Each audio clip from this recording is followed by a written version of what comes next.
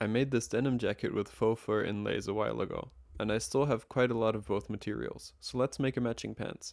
I already went over how I made the pattern for these in my last video, so check that out if you're interested. When cutting fake fur, it's important to cut through only the base fabric, and not the hairs on top.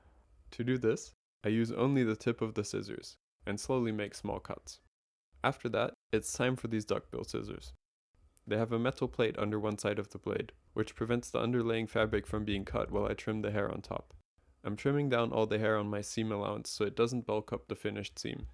After dealing with the inevitable consequences of working with fur, it's time to sew. I'm using double flat fill seams for this project. To do these, I sew my seam as normal, then trim down the seam allowance on one side. I fold the larger side over and stitch it down to secure it. Then, I fold everything down over the raw edge and sew 2 parallel seams on the outside, catching the folds with both seams.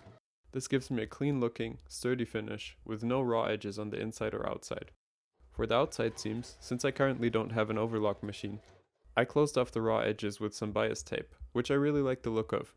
Lastly, I sewed these sashes into the waistband. They can either be hanging down behind you and flow around as you walk, or fastened on the front button for a more layered look. I'm pretty happy with how these pants turned out, and my conscience is clear, since I didn't skimp out on the inside finish with these.